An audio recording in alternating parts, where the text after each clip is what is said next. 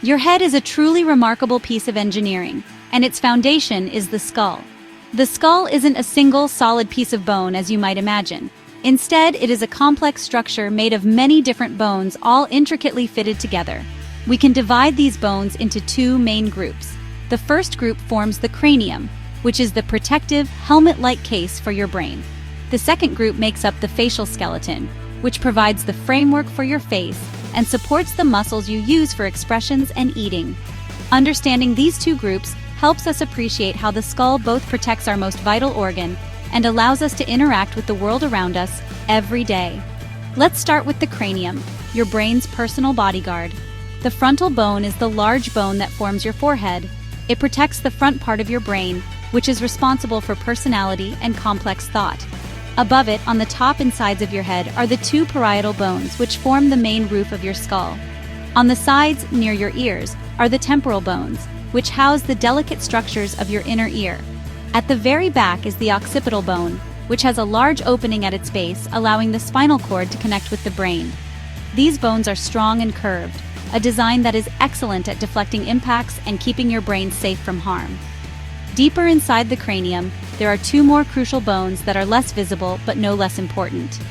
The sphenoid bone, often described as being shaped like a butterfly or a bat, sits at the base of the skull. It is a keystone, connecting to nearly all other cranial bones and holding them together. It provides a stable floor for the brain to rest on. The ethmoid bone is located between your eyes, right behind your nose. It is a very light and spongy bone that helps form the roof of the nasal cavity and the orbits, which are the sockets for your eyes.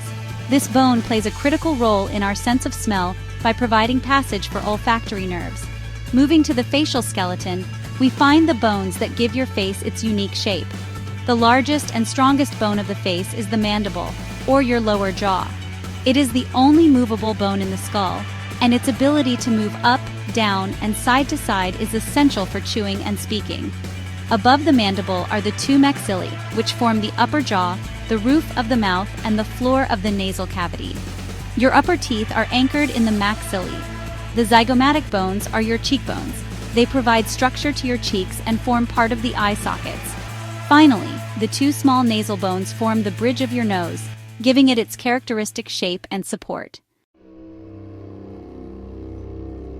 Now that we have identified the individual bones, we need to understand how they are joined together. The bones of the cranium are not fused into one solid piece from birth. Instead, they are connected by special joints called sutures. Sutures are immovable, fibrous joints that look like jagged, interlocking lines where the bones meet. Think of them like the seams in a piece of clothing, holding different panels together to create a single strong garment. These intricate connections, such as the coronal suture between the frontal and parietal bones, and the sagittal suture between the two parietal bones, provide the skull with both strength and a small amount of flexibility to absorb shock. The presence of sutures is particularly important during birth and early childhood. In a newborn baby, the sutures are wider and more flexible, and there are soft spots called fontanelles where several bones meet. This flexibility allows the baby's head to change shape slightly to pass through the birth canal more easily. After birth, this pliability allows for the rapid growth of the brain during the first few years of life. As a child grows older, these sutures gradually ossify or turn into bone, knitting the cranial bones together into a rigid protective shell for the fully developed brain. This process ensures the skull remains a strong and stable structure throughout adult life. Beyond the bony framework, your face is brought to life by a complex web of facial muscles. These muscles are unique because, unlike most muscles in your body that connect bone to bone, many of them attach directly to the skin. This direct connection is what allows for the incredible range of human facial expressions. When you smile, the zygomaticus major muscle pulls the corners of your mouth upwards. When you frown, the depressor anguli oris muscle pulls them down. Every subtle nuance of emotion, from surprise to sadness, is conveyed by the coordinated action of these small but powerful muscles. These muscles are controlled by the facial nerve, and they work in groups to create the expressions we use to communicate non-verbally every single day. The Orbicularis oculi is a circular muscle that surrounds your eye, and it is responsible for blinking and squinting. The Orbicularis oris is another circular muscle that encircles your mouth, allowing you to pucker your lips for a kiss or to close your mouth tightly. The frontalis muscle on your forehead raises your eyebrows, creating a look of surprise. Together, this intricate network of muscles provides us with a powerful tool for social interaction, often conveying more than words ever could. While facial muscles create expressions, another powerful set of muscles is responsible for the vital function of chewing or mastication. These are the muscles of mastication, and they are some of the strongest muscles in your body for their size.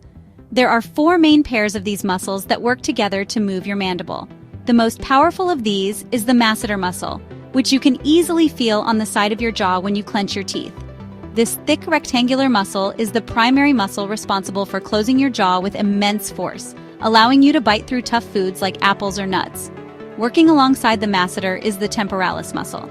This is a large, fan-shaped muscle located on the side of your head, covering the temporal bone. It also helps to close the jaw, but it has an additional role in pulling the jaw backward, a movement known as retraction.